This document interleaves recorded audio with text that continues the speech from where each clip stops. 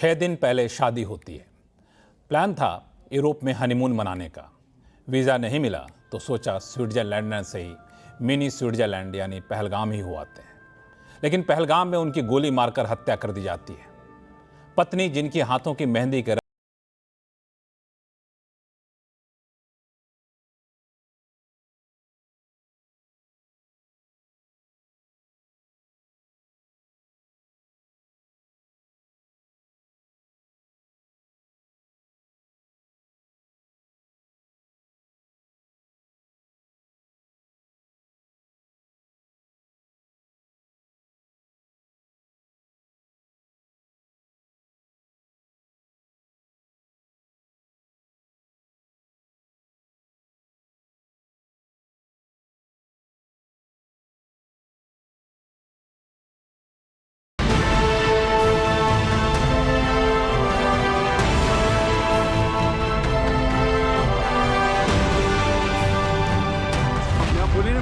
क्या बोलते भेलपुरी खा रहे थे। मेरा पति साइड में था, एक इंसान आया, उसने उसको गोली मार दी यहाँ पे। उसने बोला कि ये शायद मुस्लिम नहीं है, उसने उसको गोली मार दी। नहीं, आप टेंशन मत लो। अब बेटा आप यहाँ पे रहो, हम साथ में।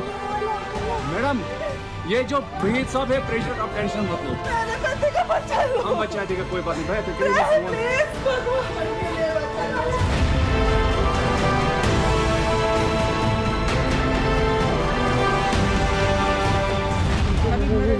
दस जगह से रोड फायरिंग होगी, 10 जने के ऊपर होगी। बैठो आराम से बैठो। फायरिंग कर रहे हैं वो लोग। हाँ फायरिंग कर रहे हैं। चोट है मेरे बाजू में बगल में था। क्या ब्लड कहीं लगा चोट क्या बेटा?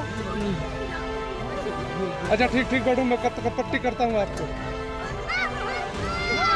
अरे नहीं हम लोग फौज हैं, हम लोग बैठो हम लोग फौज हैं। बैठो अरे हम लोग फौजी हैं, कुछ नहीं करेंगे। आपकी सेफ्टी के लिए आए हैं, आपकी सेफ्टी के लिए आए हैं। बैठो आपकी सेफ्टी के लिए आए हैं। हम इंडियन आर्मी हैं, बैठो। आप लोग कहाँ से आए हो? कहाँ से आए आप लोग? आपके बच्चे कुछ नहीं करेंगे।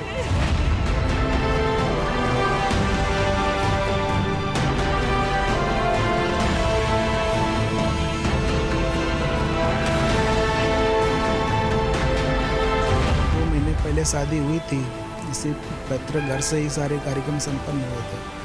तो हमारे परिवार पे तो एकदम से दुखों का पहाड़ टूट गया कल। शब्द इसके लिए नहीं है कि क्या इसमें हम कैसे।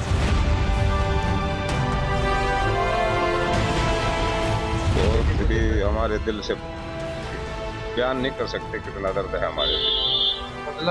बदला क्या, मैं तो ये चाहता हूँ कि पाकिस्तान को ऐसा सबक सिखाए कि वो आइंदा इस बारे में सोचे भी नहीं, आतंकी भेजने के बारे में, और उसके साथ उसको याद रख कितना बर्बाद कर दिया जाए। पर मुकाबला भी करने की कोशिश की, भले ही हथियार नहीं था, लेकिन आतंकी हो सकता है, मुझे यकीन है।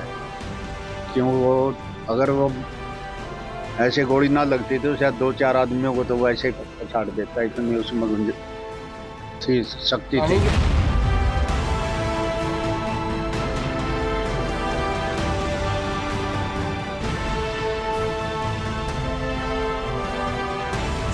कश्मीर में गए घूमने के लिए, तो वहाँ पे जो ये आतंकवादी ने जो काम किया है बहुत बुरा किया है।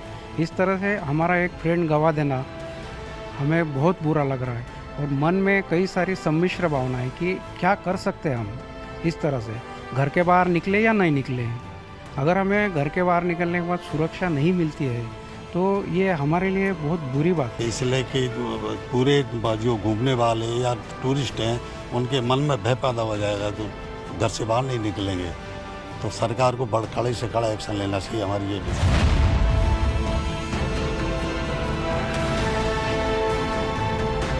सिर्फ उन लोगों तक नहीं पहुंचेंगे जिन्होंने इस घटना को अंजाम दिया है, हम उन तक भी पहुंचेंगे जिन्होंने पर्दे के पीछे बैठकर हिंदुस्तान की सरजमी पर ऐसी नापाक हरकतों की साजिशें रची हैं। भारत एक इतनी पुरानी सभ्यता और इतना बड़ा देश है जिसको ऐसे किसी भी आतंकी गतिविधियों से किसी भी सूरत में डराया नहीं जा सकता। ऐसी हरकतों का जिम्मेदार और इसके जिम्मेदार लोगों को आने वाले कुछ ही समय में जोरदार तरीके से नजर आएगा। मैं देशवासियों को आश्वस्त करना चाहता हूं।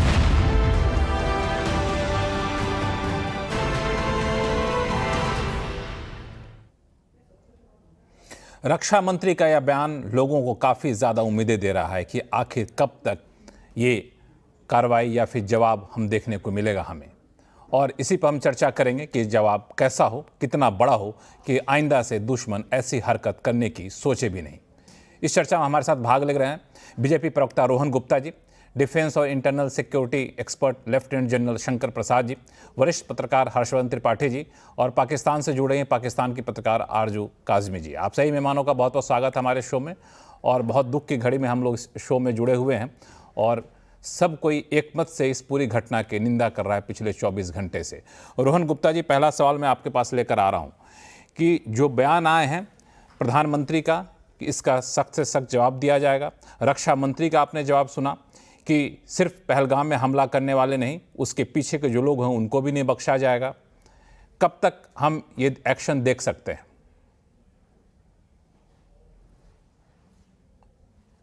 रोहन जी से हमारा संपर्क नहीं हो पा रहा है। हर्षवर्धन त्रिपाठी, मैं आपके पास आऊंगा। हर्षवर्धन त्रिपाठी, आपको क्या लगता है कि सरकार अब किस बात का इंतजार कर रही है? देखिए लक्ष्मण जी, सबसे पहले तो ये मुझे लगता है कि जो कुछ हुआ है इस पर साफ साफ हमें बात करनी पड़ेगी। ये नहीं चलेगा। मैं सुबह से डिबेट देख रहा हूँ, लोगों को कहते सुन रहा हूँ कि इसमें हिंदू मुसलमान मत करिए। तो हिंदू मुसलमान तो करने कोई गया नहीं था। कोई हिंदू जाकर किसी मुसलमान से लड़ने भिड़ने भी नहीं गया था। हिंदू तो गया था हमारे अपने कश्मीर में, उन खूबसूरत वादियों में अपनी कुछ अच्छी यादों के लिए गया था। लेकिन मुसलमान आतंकवादी आए और उन्होंने पूछ पूछ कर हिंदुओं को मार दिया, और उसमें एक भारतीय मुसलमान भी मारा गया जो उनसे लड़ गया, ऐसी जो रिपोर्ट आ रही। इस देश ने वीर अब्दुल हमीद से लेकर अब्दुल कलाम से लेकर जम्मू कश्मीर पुलिस का वो सिपाही जो औरंगजेब था उससे लेकर और आज जो सैयद शाह ने अपनी जान गंवाई, उस हर मुसलमान पर गर्व करता है। लेकिन इस्लामिक जिहादियों से तो लड़ाई लड़नी पड़ेगी। और मुझे लगता है कि जिस तरह से गृह मंत्री अमित शाह वहां तुरंत पहुंचे, पहलगाम गए, जिस तरह से वो पीड़ित लोगों से मिले, परिवारों से मिले, जिस तरह से प्रधानमंत्री नरेंद्र मोदी ने अपनी विजिट कट शॉर्ट की है, सीसीएस की मीटिंग हुई, तो मुझे लगता है कि एक पूरी तैयारी के साथ इसका जवाब दिया जाए। लेकिन मेरा ये मानना है कि अब ये वक्त चला गया कि एक कोई थोड़ा सा कहीं कोई बम गिरा दे या कोई स्ट्राइक कर दे। जब ये पता है कि पाकिस्तान ऑक्युपाइड जम्मू एंड कश्मीर ये टेररिस्ट लॉन्च पैड के तौर पर इस्तेमाल हो रहा है, इसकी बाकायदा रिपोर्ट्स है, इसकी बाकायदा जो पाकिस्तान के अंदर है वो रिपोर्ट्स भी कहती हैं कि ढेर सारे आतंकवादी पाकिस्तान में पनाह पा रहे हैं। तो अब हमें थोड़ा आगे देखना पड़ेगा। अभी जो अमेरिकी राष्ट्रपति डोनाल्ड ट्रंप हैं वो भी बात करने वाले हैं। अमेरिकी विदेश विभाग की जो प्रवक्ता है उनका बयान मैंने सुना, उन्होंने कहा कि हम पूरी तरह से भारत के साथ हैं, पूरी दुनिया भारत के साथ खड़ी है। जिस तरह से पाकिस्तान के जनरल जो मुनीर हैं उन्होंने जो कहा, और जो सब कुछ लिंक हो रहा है, और इसमें हमारे यहाँ के लोकल टेररिस्ट भी शामिल थे। तो दो फ्रंट पर काम करना होगा, और मुझे लगता है कि उसकी शुरुआत हो गई है, क्योंकि रिपोर्ट आ रही है कि ढेर सारे लोगों को गिरफ्तार किया गया है। आज ही 2 आतंकवादियों को मार गिराया गया है। अब उसके आगे क्या? भारत में जो लोग देशद्रोह का काम कर रहे हैं, गद्दारी का काम कर रहे हैं, ऐसे लोगों के खिलाफ भारत सरकार को थोड़ा कड़ा कदम उठाना पड़ेगा। ये लिखकर सोशल मीडिया पर उन्माद फैलाकर और निकल जाना ये नहीं चलेगा, पहली बात। दूसरा, अब भारत सरकार को जो सो कॉल्ड एलओसी है इससे आगे सोचना ही पड़ेगा, क्योंकि जब तक ये पीओजेके है और इवन पाकिस्तान जिस तरह से बर्ताव कर रहा है, जब तक ये रहेगा तब तक यहां आतंकवाद रहेगा, तब तक पूरा भारतीय उपमहाद्वीप इससे पीड़ित रहेगा।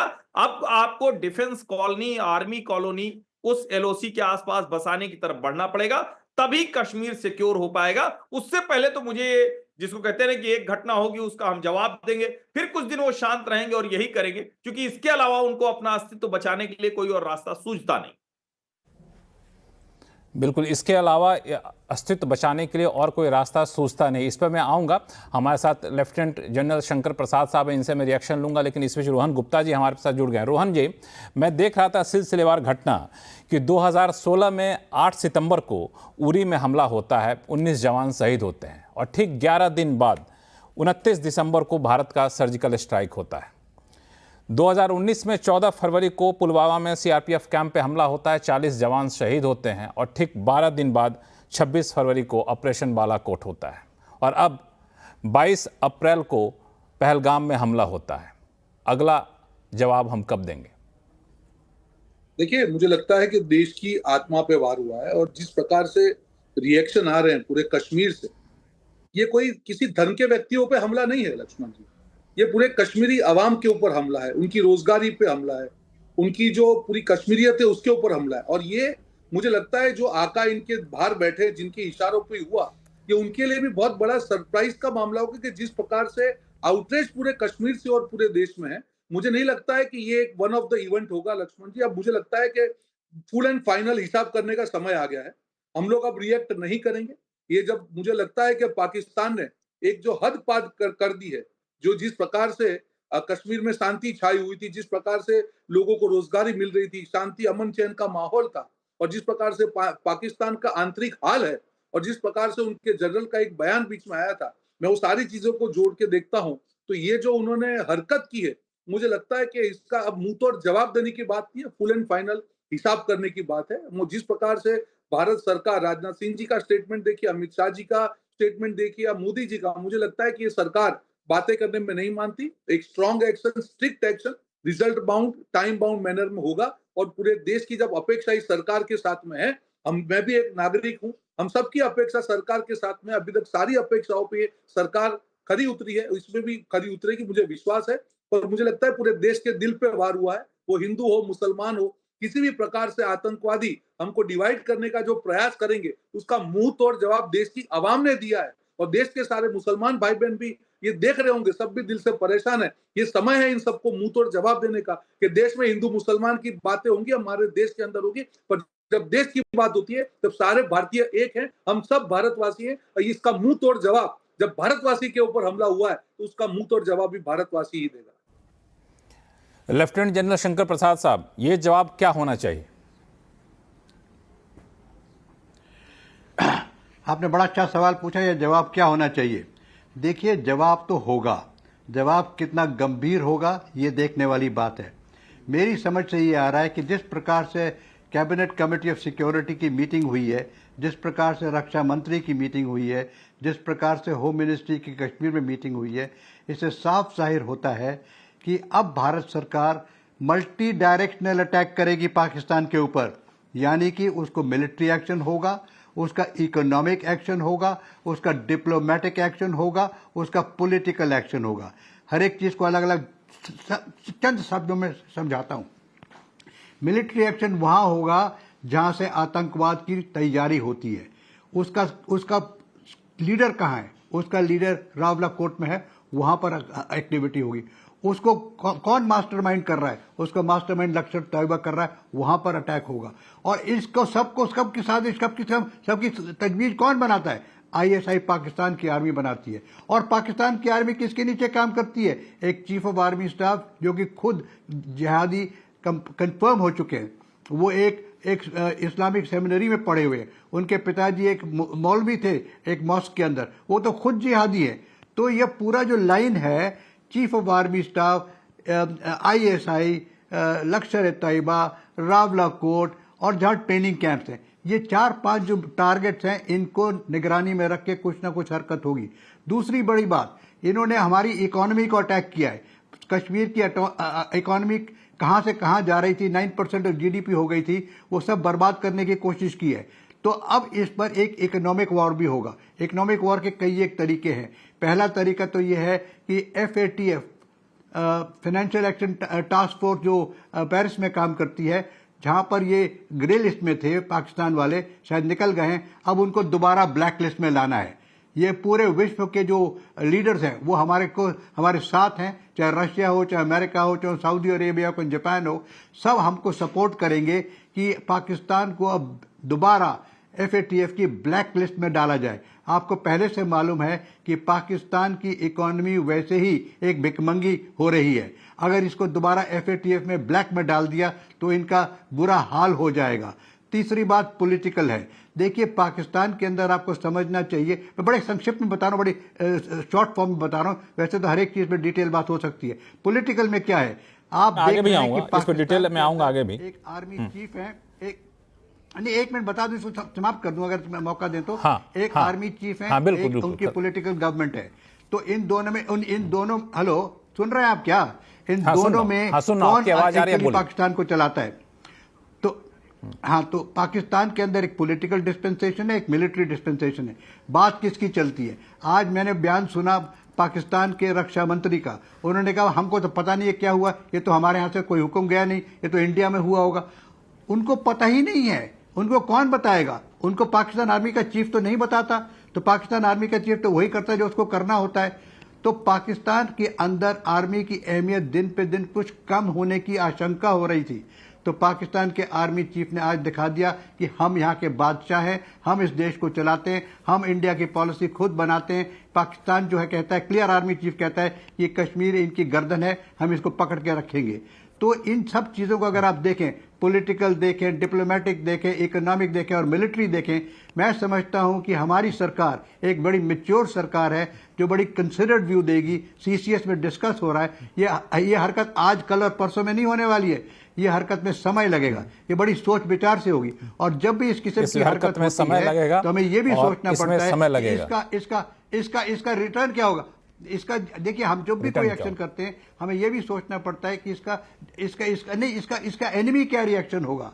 तो उस सब चीज को मिला के एक बड़ी सीरियस स्ट्रैटेजिक अटैक होगा, जो मैंने आपको बताया 4 पार्टों में, हालांकि बहुत संक्षिप्त में बताया था, लेकिन इन सब नहीं, इसमें मैं आगे आऊंगा आपके पास। लेफ्टिनेंट जनरल साहब आपके पास आऊंगा मैं।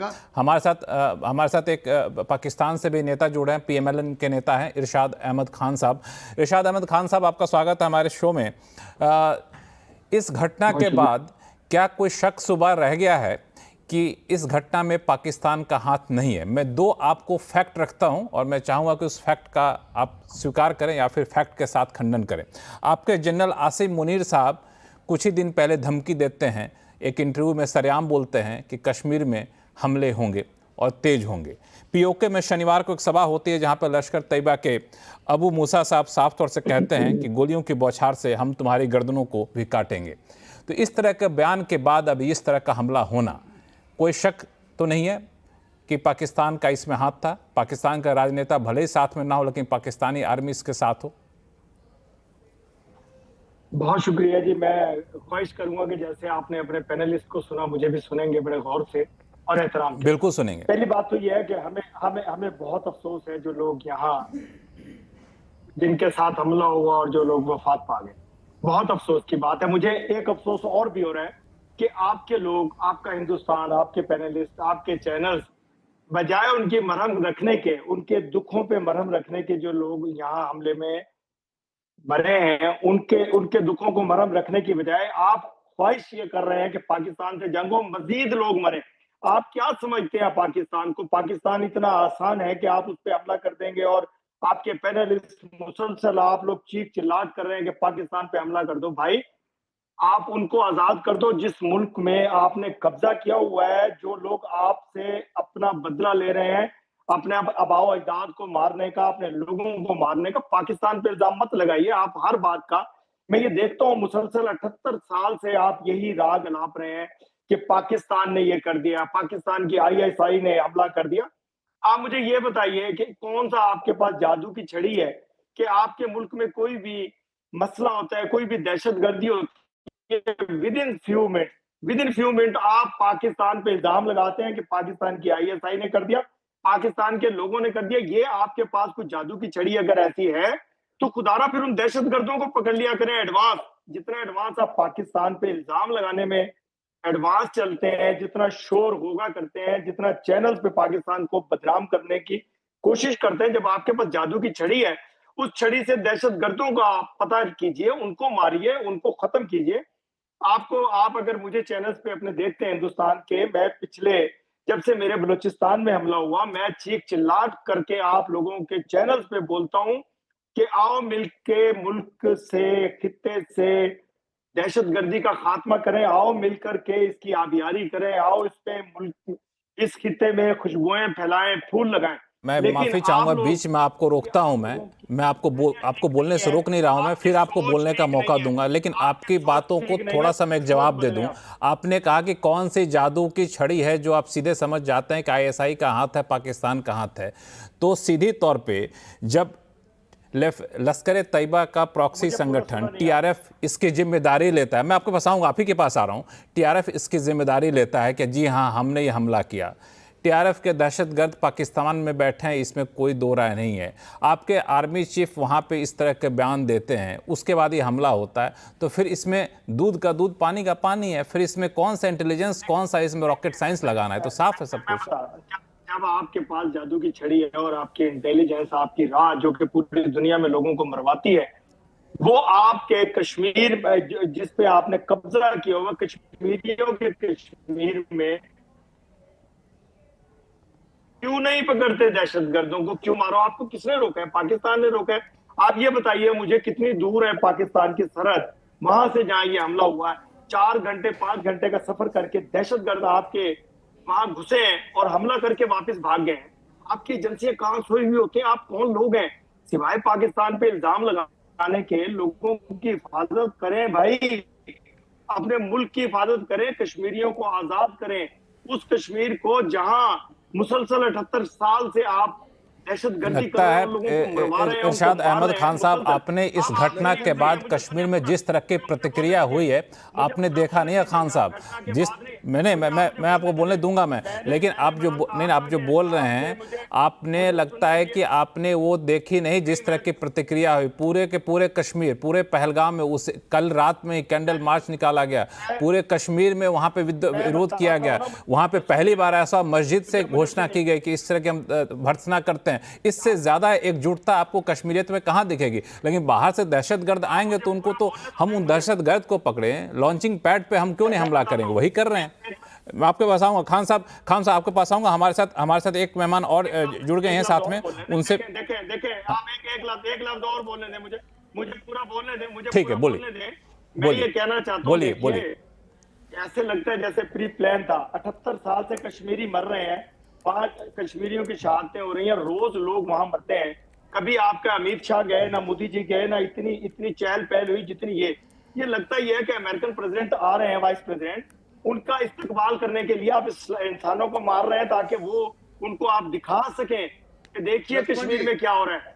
पूरी दुनिया को मालूम है कश्मीर में क्या कर रहा है हिंदुस्तान, पूरी दुनिया को पता है कि राह क्या कर रहा है पूरी दुनिया में। एक मिनट खान साहब, रोहन गुप्ता जी जवाब देना चाहते हैं, जो सत्ताधारी पार्टी के प्रवक्ता हैं। रोहन गुप्ता जी का जवाब ले लीजिए, सुन लीजिए। आप पिछले 5 मिनट से बोल रहे हैं। जिस प्रकार से लोगों को आप यहाँ पे बिठा के, ठीक है, उनका जवाब देने का अधिकार है, पर बेशर्मी से जो दिखा रहे हैं कि कश्मीर सबकी इसके पीछे, और बेशर्मी से यहाँ पे डिफेंड करते हैं, मुझे शर्म आनी चाहिए इनको। आप बोलते हैं कश्मीर, ये पूरा कश्मीर एक होके आपके जैसे दहशतगर्द लोगों का विरोध कर रहे हैं। आप कश्मीर की बात मत करिए। आपने जो कश्मीर हथियाया है अब वो जाने वाला है, और इसीलिए अभी तो जड़ तक जाएंगे। आपने जो आतंकियों को अपने आर्मी चीफ बनाया है उसको मुंहतोड़ जवाब मिलेगा, देखते रहिए। आप जो बोल रहे हैं ना, मुंहतोड़ जवाब इस बार मिलेगा। आपने हिंदुस्तान की आत्मा पे वार किया है, इस बार मुंहतोड़ जवाब मिलेगा आप लोगों को।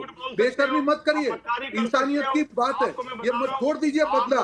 हर कश्मीरी आपसे परेशान है, आपने उसकी रोजगारी पे हार किया है, आपने उसकी इनकम पे वार किया है। अरे कौन से मुंह से आप बात कर रहे हैं?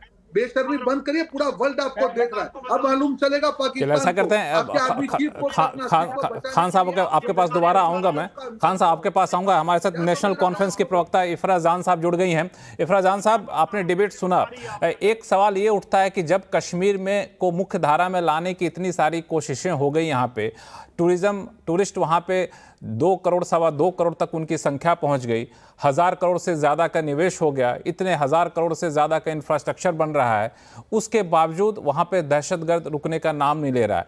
क्या वहाँ के जो आवाम है, वहाँ के जो स्थानीय लोग हैं, उनमें अभी भी एक तबका है जो इस तरह के गतिविधियों को मदद करता है, या फिर नहीं, अब वो लोग मुख्य धारा में शामिल होना चाहते हैं और हो गए हैं?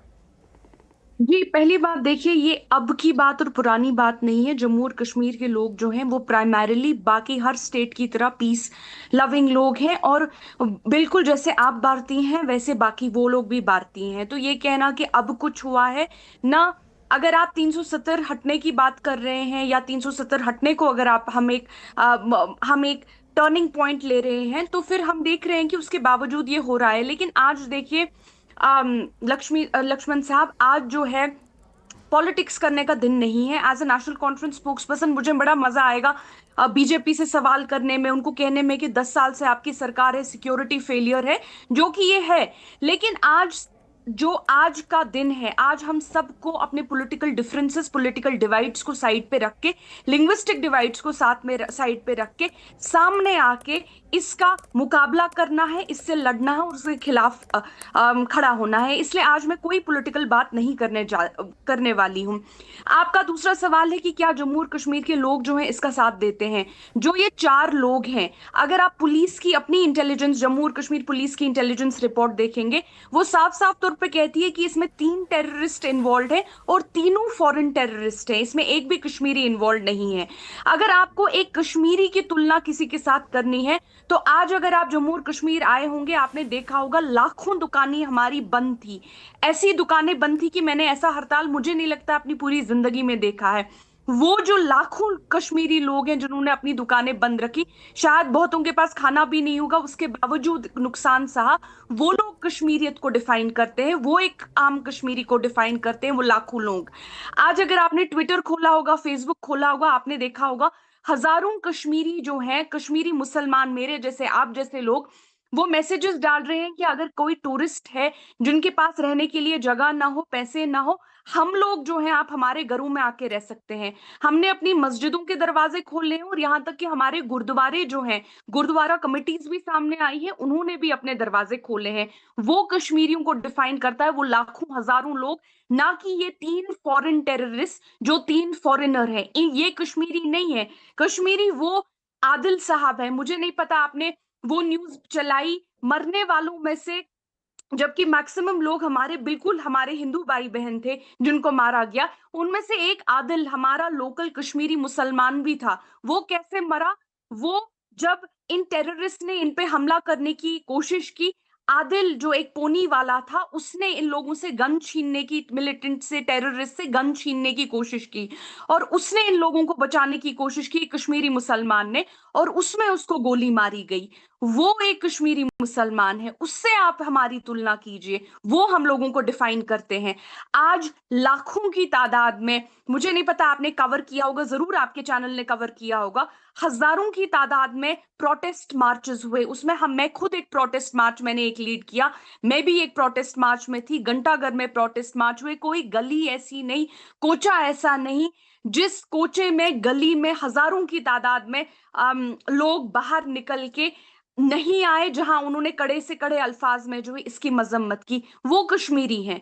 तो बार बार जब आप कहते हैं कि क्या कश्मीरी इसके साथ है, लेकिन मेरा बस एक खदशा है, जब मुंबई का अटैक हुआ, हम सब ने मुंबई का अटैक देखा, ये सवाल कभी नहीं उठाया गया क्या एक आम महाराष्ट्री का नागरिक जो है मुंबई टेरर अटैक के साथ है। ये अंडरस्टूड है कि एक आम महाराष्ट्र के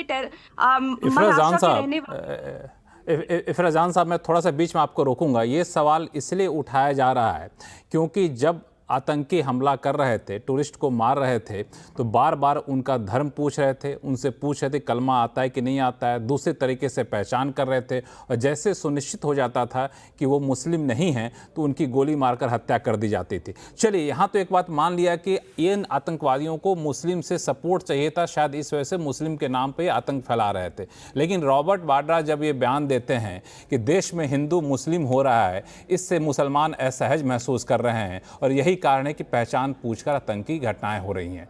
प्रधानमंत्री मोदी के लिए संदेश है कि देश का मुसलमान और अल्पसंख्यक कमजोर महसूस कर रहा है और इसके पीछे ये वजह बता रहे हैं रॉबर्ट वाड्रा। तब ये सवाल उठता है। देखिए, रॉबर्ट वाड्रा जो है वो अपने लिए बोलते हैं, वो ही स्पीक्स फॉर हिमसेल्फ। मैं नेशनल कॉन्फ्रेंस की प्रवक्ता हूं और मैं नेशनल कॉन्फ्रेंस के लिए बोलती हूं। जैसा मैंने बार बार कहा, मरने वालों में से जो है एक कश्मीरी मुसलमान भी है, जिस कश्मीरी मुसलमान ने इनको बचाने की कोशिश की, और वो डिफाइन करता है कश्मीरी मुसलमानों को। अगर आप अभी तक के लोगों को देखेंगे, मिसाल के तौर पर अगर आप अभी तक जो 1990 से जब से मिलिटेंसी और टेररिज्म शुरू हुआ, अभी तक अगर आप देखेंगे, करीबन 11,000 मुसलमान जो हैं इस वायलेंस का शिकार हुए हैं और 11,000 मुसलमानों को मौत के घाट उतारा गया है। तो बिल्कुल यहाँ पे जो है हमने एक वीडियो बाइट देखी जहां एक औरत ने कहा कि कहीं उनका आइडेंटिटी कार्ड मार के देख के उन्हें मारा गया। इससे कोई भाग नहीं सकता है और इसको कोई छुपा नहीं सकता है।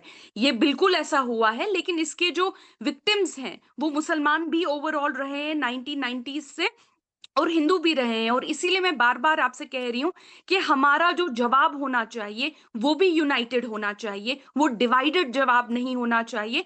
तभी जो हमारा जवाब होगा उसमें एक तरह का जो होगा एक दम होगा। और अगर आप मुझसे रोहन गुप्ता जी कुछ जवाब देना चाहते हैं, 30 सेकंड में बात करते हैं। आप कुछ रोहन गुप्ता जी का जवाब सुन लीजिए, फिर आपके पास आऊंगा मैं।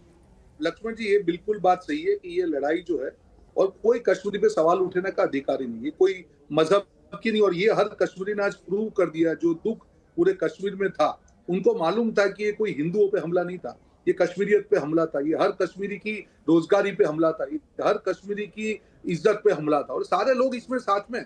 और इसीलिए यहाँ पे जो पाकिस्तान के जो लोग आप यहाँ पे बिठाते, ये उनको मुंहतोड़ जवाब है कि अब कश्मीर क्या चाहता है, कश्मीर बेहतर ही चाहता है। और इसीलिए पीओ के जो आप पचा के बैठे हैं, बहुत जल्द देखेंगे कि वहां पे जो कश्मीर का विकास है, और आप इसीलिए डर रहे हैं, वहां की आर्मी इसीलिए डर रही है कि अगर जिस प्रकार से उनका विरोध चालू हो गया था, अगर उन्होंने कुछ नहीं किया तो उनकी दुकान बंद होने वाली है। पर मुझे लगता है कि दिया बुझने से पहले ज्यादा फड़फड़ाता है लक्ष्मण जी, वही दिए की जो फड़फड़ाहट है इनके जो बर्तन में दिख रही है, बहुत जल्द ये फड़फड़ाहट बंद होने वाली है। और आपको मालूम चलेगा कि जिस पीओ का आपने हाल किया है, जो भूखे वहां पे लोगों को कर दिया है, जिनको विकास का लाभ नहीं मिला है, बहुत जल्द हम वो दिलवाएंगे। ये डंके की चोट पे बैठा हूं, इसलिए हिंदू मुसलमान बंद करिए। हमारे अंदरूनी मसले हो सकते हैं, पर आपको किसी को अधिकार नहीं दिया कि मजहब के नाम पे हिंदुस्तानी को आप लोग डिवाइड करें, और इसका जवाब मिलेगा आपको। हमारी बहन ने कहा कि एक मुसलमान की भी हत्या हुई है, ये भारतीय मुसलमान है, वो मुसलमान है जो पहले भारतीय बाद में मुसलमान है। और इसलिए मैं आपको कह रहा हूँ, ये मत करिए। आपके वहाँ कश्मीर है, बलूचिस्तान है, पश्तून है, हर जगह आपने यही हाल किया है। हर आदमी आपसे नाराज है, आपकी हुकूमत से नाराज है, आपकी आर्मी से नाराज है। आप लोगों को डूब मरना चाहिए कि यहाँ पे आके आप लोग कश्मीरियत पे सवाल उठाते हैं। आप अपने अपने हाल का, अपने कंट्री का हाल देख लीजिए। पूरे आतंकवादियों के सहारे अपने अपनी कंट्री छोड़ दी। आपकी जो सेना है पूरी तरीके से फेल है, बलूचिस्तान में फेल है, बलूचिस्तान में फेल है, और अपनी विफलता पे से ध्यान हटाने के लिए आप यहाँ पे आके ये सब काम कर रहे हैं। हिंदुस्तान माफ नहीं करेगा, ये वो हिंदुस्तान नहीं है। आप अपने आप में जो मशक्कत की है, आपको इसका जवाब मुंह तोड़ जवाब मिलेगा। इसलिए कश्मीर और हिंदुस्तान एक समझ लीजिए। बहुत आपने डिवाइड एंड रूल कर लिया, बहुत आपने झगड़ा लिया, अब नहीं होगा।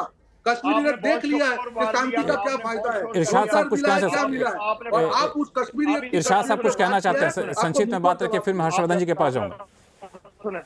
इरशाद साहब बताइए, बीच में मत बोला करिए ताकि सब लोग सुने, आपकी भी आवाज नहीं जाएगी, फिर रोहन गुप्ता जी की आवाज नहीं जाएगी। संक्षिप्त में मैं आपको अर्ज कर, देखें आप लोग अभी बात कर रहे थे कश्मीरी सिख हिंदू की। मैं ये कहता हूँ कि इंसानियत मरी है, इंसान मरे हैं, ना हिंदू है ना सिख है। देखें धर्म को अलहदा रखिए, खुदारा मजहबी अनारकी फैलाने की बजाय आप इंसानियत की बात कीजिए। इंसान मरे हैं, इंसानियत खत्म हो रही है दुनिया से। मैं तो हमेशा कहता हूँ कि आओ मिलकर के काम करें अमन के लिए, पैदा करते हैं के लिए, लोगों के लिए। लेकिन आप दहशतगर्द लोग हैं, आपको सिर्फ दहशतगर्दी फैलाना आती है, आपको गंदी बातें करें। आप बात सुन लें, आप बात करें, औकात में रहें, बात सुन लें, आप अपनी औकात में रहें। आप मुझे बोलने दें, मुझे बोलने दें, मैं आपके दरमियान में नहीं बोला, मैं आपके दरमियान में नहीं बोला। आप इंसान है ही नहीं, आतंकवादी को पनाह क्यों ऐसा करते हैं खान साहब। फैजल अजीज साहब जुड़ चुके हैं, जो कि पाकिस्तान के वरिष्ठ पत्रकार हैं। फैजल अजीज साहब, इस पूरे डिबेट में रह के घूम फिर के सुई चली जाती है यहाँ पे पाकिस्तान, क्योंकि जिस तरह के सबूत मिले हैं तो माना जा रहा है कि ये सारा दहशतगर्द पाकिस्तान की तरफ से फैलाया जा रहा है। एक जो ठोस दलील ये दी जा रही है कि पाकिस्तान की आर्मी वहां पे काफी ज्यादा कमजोर हो चुकी है, बलूचिस्तान हाथ से निकलता जा रहा है, तो स्थानीय लोगों का ध्यान भटकाने के लिए इस तरह के आतंकी हमले भारत में किए जाते हैं। फैजल अजीज साहब,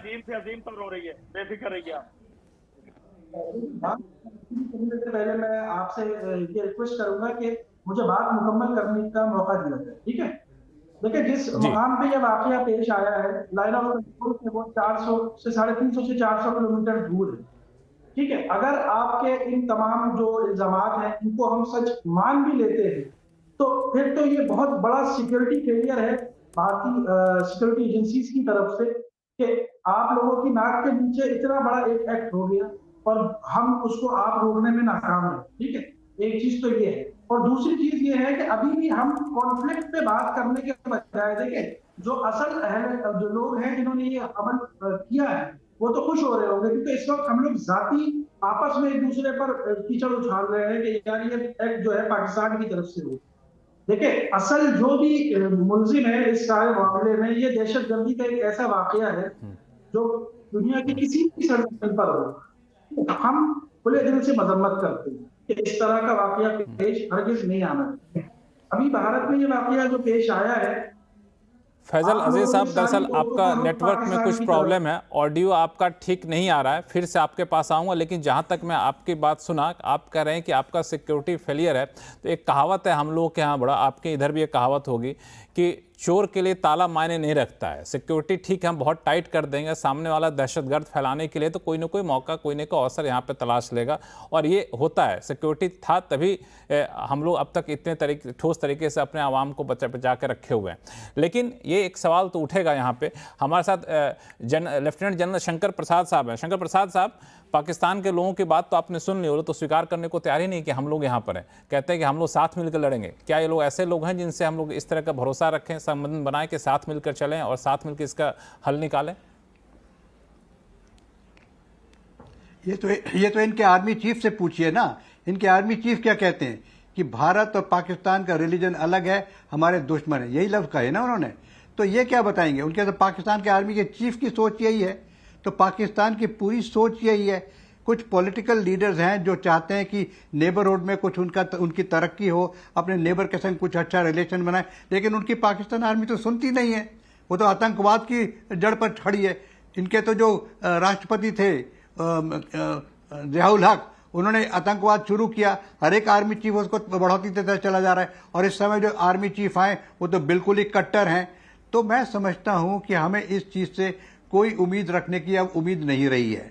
आई don't think we can trust them any more. हालांकि ये जो भी कहें, जो कहें ये कहेंगे अपने देश के पक्ष में तो अवश्य कहेंगे, लेकिन जवाब देते रहिए आप, लेकिन असलियत तो जो है वो सामने आ रही है ना। देश मेरा महान है, पाकिस्तान जिंदाबाद। इंसानियत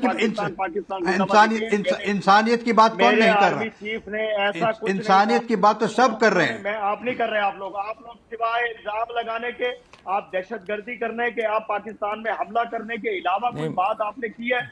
क्या आप इरशाद अहमद खान साहब, ये हमारे जो इनकी बेकार बातें करने की कोई जरूरत नहीं है। बात कर रहे हैं, बेकार बातें कर देखिए, इनसे डिबेट करने का कोई फायदा नहीं है। आप जो कह रहे हैं ना, आप कुछ मत करिए, आप हमारी बात मत मानिए, हमारे जो पैनलिस्ट है उनकी बात मत मानिए। आप सिर्फ जहां बैठे हैं वहीं पे सर्च कर लीजिए कि आपके आर्मी चीफ ने क्या बयान दिया, उनका वीडियो सरासर दिख जाएगा। अगर आपके आर्मी की तरफ से खंडन आया कि ये इनका बयान नहीं है, इस ऑडियो को फैब्रिकेटेड किया गया, तो हम लोग मान लेंगे।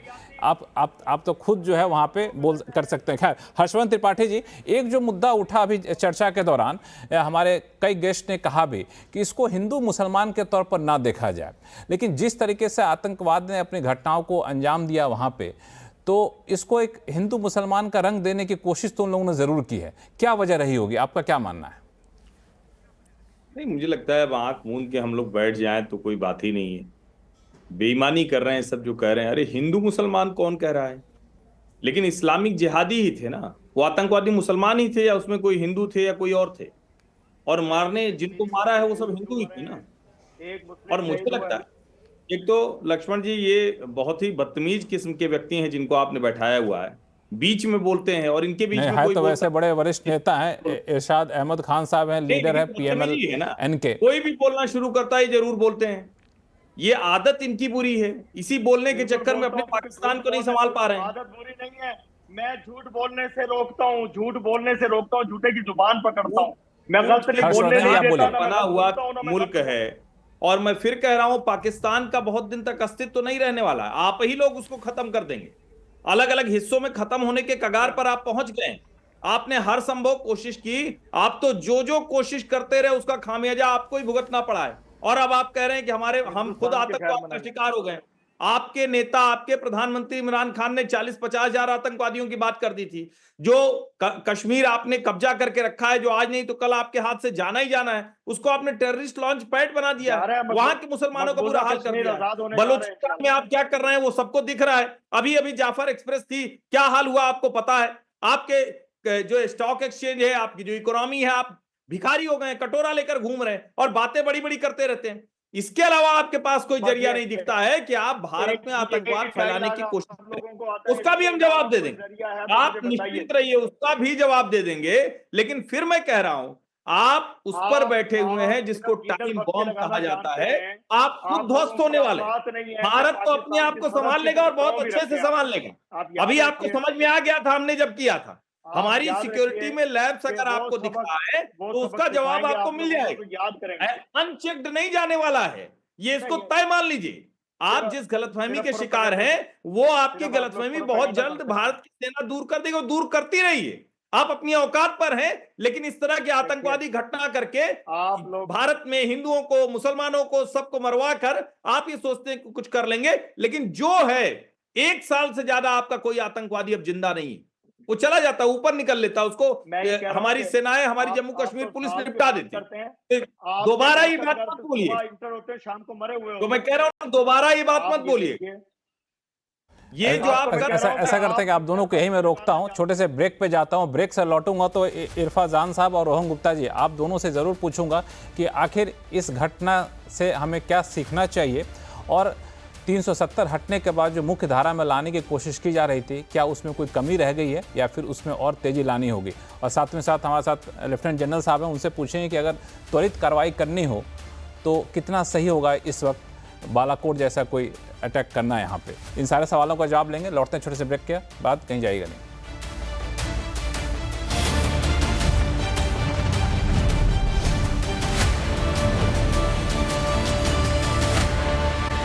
पहलगाम हमले के बाद भारत का अगला कोर्स ऑफ एक्शन क्या होना चाहिए और ये आखिर कब तक इसको हम बर्दाश्त करेंगे। रोहन गुप्ता जी, कई 2 तरह की राय यहाँ पे आ रही है। एक तो है कि मिलिट्री ऑप्शन को चुना जाए, दूसरा ये है कि लॉन्ग टर्म में पाकिस्तान को आर्थिक तौर पे अलग थलग कर दिया जाए। हम लोग आपसी रिश्ते तो वैसे ही ख़त्म है, ना तो कोई कारोबार होता है ऐसा, ना तो कोई एक्सपोर्ट होता है, ना तो कोई इंपोर्ट होता है। लेकिन क्या हम लोग कुछ इससे आगे बढ़ के कदम उठा सकते हैं क्या कि जो लोग पाकिस्तान के साथ कारोबार करेंगे हम उनके साथ नहीं करेंगे, जो लोग पाकिस्तान में इन्वेस्टमेंट करेंगे उनको भारत में इन्वेस्टमेंट की छूट नहीं दी जाएगी, ताकि जब तक आर्थिक रीढ़ नहीं तोड़ेंगे तब तक मामला बनेगा नहीं। देखिए, राजनाथ सिंह जी ने जो बयान दिया, आप उसको गौर करेंगे तो उन्होंने 2 चीजें कही कि जिन्होंने ये काम किया है उसको ही नहीं छोड़ेंगे, जो बाहर बैठ के इसको अंजाम कर रहे हैं, जो रिमोट कंट्रोल पीछे है, इस बार हम उसको भी नहीं छोड़ने वाले। तो इस बार सरकार ने ये तय कर लिया कि इस बार जड़ तक जाएंगे। क्योंकि इसका कारण मैं आपको बना दूं कि जिस प्रकार से कश्मीर के अंदर टूरिज्म बढ़ा था कि 2.3 करोड़ पर्यटक इस बार आए थे, और कहीं ना कहीं कश्मीर के जो विकास के जो माहौल का, वातावरण का जो रिएक्शन था पाकिस्तान में दिख रहा था। जो पीओके में जो हमारे कश्मीरी भाई बहन है वो देख रहे थे कि हमको विकास का लाभ नहीं मिल रहा, और कहीं ना कहीं बलूचिस्तान हो, पश्तून हो, हर जगह पे ये सरकार और इनकी आर्मी के खिलाफ की आवाजें उठ रही थी, और ये उसका रिएक्शन है। तो पाकिस्तान जो है टूटने के कगार पे है। जिस प्रकार से वहां हमले हुए हैं, जनता वहां से परेशान है, क्योंकि वहां जो भ्रष्टाचार है, जो करप्शन है, उसके कारण जनता को लाभ नहीं मिल रहा, और इसीलिए पाकिस्तान के टुकड़े होने के कगार पे होने की ये इस माहौल में उसके आर्मी चीफ ने जिस प्रकार का बयान दिया, ये जो हिमाकत की है, this is the final nail in coffin. और इंडिया को ये चीज मालूम थी, वैसे ही पाकिस्तान बिखरने की कगार पे था, पर मुझे लगता है कि इस हमले की जो हिमाकत की है, इससे प्रोसेस जल्दी होगा, और सामूहिक तौर पे हम लोग सिर्फ यहाँ पे सिर्फ आर्थिक की बात नहीं करेंगे, लश्करी तौर पे हो, आर्थिक हो, स्ट्रेटेजिक हो, हर तरीके से भारत तैयार है कि इस बार उस तरह से मुंह तोड़ जवाब दे जाएंगे, जो उनके आर्मी चीफ हो या जो उनको हुक्मरान हो, कि हर बार कश्मीर को मुद्दा बनाकर असली मुद्दों से ध्यान भटकाते हैं, उनकी जनता को गुमराह करते हैं, वो आज एक्सपोज हो गए। और इस बार मुंह तोड़ जवाब ऐसा मिलेगा कि ये आखिरी हमला होगा, इसके बाद भारत की ओर देखने की भी हिमाकत ये लोग नहीं करेंगे। बिल्कुल, भारत की ओर देखने की हिमाकत भी नहीं करेंगे। यहाँ पे इरफा जान साहब आपके पास आऊँगा, लेकिन फैज़ल अजीज़ साहब हमारे साथ पाकिस्तान से जुड़ गए हैं, पाकिस्तान के वरिष्ठ पत्रकार हैं। पिछली बार ऑडियो में कोई दिक्कत हो गई थी। फैज़ल अजीज़ साहब, मैं थोड़ा सा अलग सवाल आपसे पूछूंगा कि पाकिस्तान की माली हालत कितनी खस्ता है, किसी से छुपा हुआ नहीं है। पाकिस्तान के अंदर आर्मी की हालत क्या है किसी से छुपा हुआ नहीं है। तो आप लोग अपने को दुरुस्त करने पर, आर्थिक तौर पे आगे बढ़ने पर दुनिया कहाँ से कहाँ जा रही है और किस इन सब चीज़ों में उलझे रहते हैं कि आतंक को बढ़ावा देना है, इस्लाम के नाम पे जिहाद फैलाना है। ये तो अब हो गया, बहुत पुरानी बात हो गई ये सब चीज़ें। आप लोग के अंदर दबाव नहीं आता वहाँ से, आवाम दबाव नहीं डालती कि अब छोड़िए इन सब चीज़ों को? ठीक है, हमारी तरफ से हमेशा आप यही पैगाम सुनेंगे कि हम हमेशा मुआशी बहाली की बात करते हैं। हमने हमेशा बात की है कि भारत के साथ हमारे तजारती मरासिम बेहतर हो। हमारी तरफ से कभी भी आपको इंतहा पसंदाना बयानात नहीं मिलेंगे। आज जब ये वाकया पेश आया है उसके बाद भी हम यही कह रहे हैं कि जो कुछ हुआ है ये गलत हुआ है और इसको इन्वेस्टिगेट करें। पाकिस्तान आपके साथ खड़ा है। स्ट्रेटेजिक सजा पर जो भी चीजें आपको हमसे रिक्वायर्ड होंगी, पाकिस्तान ने हमेशा आपके साथ ताउन किया है, माजी में भी जो चीजें हुई। लेकिन बराह रास्त हमें मुल्जिम या मुजरिम ठहरा देना और उसकी बेसिस पे पूरी ट्रांसमिशंस को कर देना, ये कोई दानिशमंदी नहीं है। मैं ये समझता हूँ कि देखिए, एक बहुत अंदोनाक वाक़या आप लोगों के साथ पेश आया है। हम टीवी पे बैठ के दांत नहीं निकाल रहे हैं। हमें खुद अफसोस है कि इंसानी जानें वहां पे जाया हुई। मामला इंसानियत का है, ना हिंदू का है, ना मुसलमान का है, ना किसी प्रजाति का है। तो लिहाजा अब इस वक्त अगर हम एक दूसरे को इल्जाम तराशी करेंगे और असल जो मुजरिम है वो इस वक्त बैठ के ये सारे मामला देख रहा होगा, तो यकीनन उसको तो मजीद तक़वियत मिलेगी। लिहाजा ये वक्त इस चीज का है कि हम बैठ के एक लाए अमल को तरतीब दें, आपस में स्ट्रेटेजिक लेवल पर हम मामला को बेहतर बनाएं, ना कि हम जो है एक दूसरे के बिल्कुल दस्ते गिरबा हो जाए। क्योंकि अभी मैं पूरी आप लोगों के पैनलिस्ट की भी गुफ्तगू सुन रहा हूँ, यकीनन आप लोगों के साथ जुल्म हुआ है, इंसानी जानें ज़ाया हुई हैं। एक बेहतरीन टूरिस्ट प्लेस है जहाँ पे ये अंदोनाक वाक़या पेश आया और ये कहने में बरमला में इजहार करता हूँ कि दहशतगर्दी का वाक़या है जिसकी जितनी भी मजम्मत की जाए वो कम है। लेकिन देखिए, अगर हम नेशनल टेलीविजन पे बैठ कर एक दूसरे की हुकूमतों को, एक दूसरे की फोर्सेस पर इल्जाम तराशियां करेंगे, उंगलियां उठाएंगे, तो डेफिनेटली ऐसा करता हूँ ना फैजल अजीज साहब, मैं आपको जवाब नहीं दूंगा। फैजल अजीज साहब, मैं आपको जवाब नहीं दूंगा। आप भी पत्रकार हैं, हम भी पत्रकार हैं। हमारे साथ लेफ्टिनेंट जनरल शंकर प्रसाद साहब हैं। शंकर प्रसाद साहब, क्या ऐसा नहीं हुआ है कि हम लोग ऐसे आतंकी हमलों का सबूत पाकिस्तान को ना सौंपे हो? मुझे जहाँ तक याद है कई मौके पर सबूत सौंपते हैं लेकिन कुछ होता नहीं। अंतर्राष्ट्रीय प्लेटफॉर्म पर भी हम लोग कई बार पाकिस्तान को बेनकाब करने की कोशिश की लेकिन पाकिस्तान सिरे से खारिज कर देता है। लेकिन अभी पाकिस्तान के पत्रकार कह रहे हैं हम तो कभी ऐसा करते नहीं, हम तो शांति चाहते हैं, अमन का पैगाम देते हैं हमेशा। भाई इनको दोबारा बता दीजिए कि 26/11 से लेके आज तक कितने डोजियर्स इनको दे दिए गए हैं। हर एक आतंकवाद के हमले के बाद इनको पूरा डोजियर दिया जाता है, लेकिन वो डोजियर अपने कोर्ट में प्रोड्यूस ही नहीं करते, तो कोई आतंकवाद इनका पकड़ा ही नहीं जाता। अगर पकड़ा भी जाता है तो उसको कुछ नहीं होता, क्योंकि वो कहते हैं भारत ने कोई हमको सबूत नहीं दिया। कितने सबूत तो इनको दे चुके हैं। 26/11 के सबूत की बात कीजिए आप, आज की जो घटना हुई है इसके सबूत तो अब देंगे आपको, एक नहीं 10 सबूत देंगे आपको। और सबूत देने की जरूरत है नहीं, अब तो जरूरत इस चीज की है कि इसके ऊपर एक्शन क्या किया जाए। मैंने जैसे शुरू में कहा था, इसमें मल्टी डायरेक्शनल कुछ एक्टिविटी होगी, वो सरकार सोच विचार के करेगी। लेकिन अब जहां तक कि इसके डोजियर्स का सवाल है वो बात अलग रही। इनको डोजियर चाहिए तो किनको डोजियर तो अवश्य मिलेगा, इनको ही नहीं बल्कि इंटरनेशनल फोरम में डोजियर दिखाए जाएंगे, तो इसमें कोई छुपने की बात नहीं है। बिल्कुल यही मैं आपसे सुनना चाह रहा था। दरअसल मैं कहता तो शायद इनको यकीन नहीं होता फैजल अजीज साहब को, कई बार डोजियर दिए गए हैं लेकिन इस डोजियर को आप लोग आगे चल के इन्वेस्टिगेट नहीं करते। यही वजह है कि फिर ऐसे बयान को हम लोग को देना पड़ता है और फिर आप उसको स्वीकार करते नहीं है। एक मिनट रोहन गुप्ता जी, आप संक्षिप्त बोले। इफ्रा जान साहब के पास जाऊंगा, बहुत देर से बैठी हैं। लक्ष्मण जी, रोहन जी, कैसे आप सबूत की बात कर रहे हैं जब जो संगठन ने किया है उसके आका पीओके में बैठे हैं, पूरा विश्व जानता है, ये हमारे पत्रकार साथी भी जानते हैं। आप कौन से मुंह से सबूत की बात कर रहे हैं? ये तो पूरे देश के सामने है। आपके आर्मी चीफ अभी कह रहे हैं कि नहीं हम लोग जो है इस प्रकार की जो हिंदू है, मुसलमान है, ये कश्मीरी है, तो आप कौन से सबूत की बात कर रहे हैं जब मालूम ही है कि आपका इंटेंशन ही ये है कि ध्यान भटकाना है। सबूत की बात तो तब होती है जहां पे कोई शंका हो, यहाँ तो अब यकीन है।